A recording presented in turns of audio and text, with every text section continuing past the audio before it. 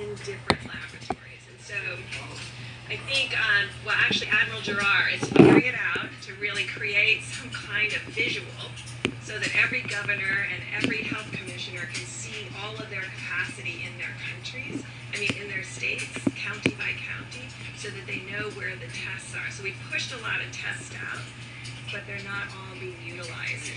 People, they don't send them back. They use them, they don't send them back. And Dr.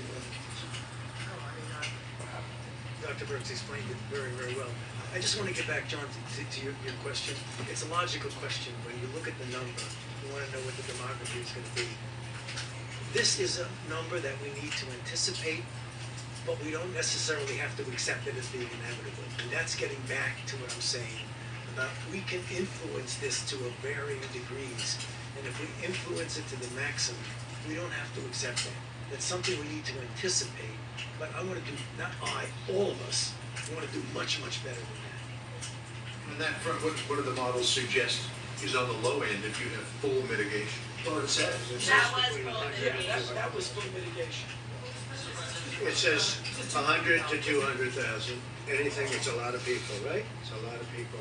Well, you didn't ask the other question. What would have happened, because this is the question that I've been asking Dr. Fauci and Dr. Brooks for a long time, and they've been working on this for a long time. The question is, what would have happened if we did nothing? Because there was a group that said, let's just write it out.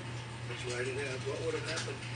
And that number comes in at 1.5 to 1.6 million people, up to 2.2 and even beyond. So that's 2.2 million people would have died if we did nothing. We just carried on our life. Now, I don't think that would have been possible because you would have had people dying all over the place. This would not have been a normal life. How many people have even seen anybody die? You would have seen people dying on airplanes. You would have seen people dying in hotel lobbies. You would have seen death all over. So I think from a practical standpoint, that couldn't have been carried out too far. But if you did nothing on the higher side, the number would be 2.2 and maybe even more, and on the lower side, 1.6 million people. But if 100,000 is the number with full mitigation, how do you push it? How do you push it lower? No, we'll go together.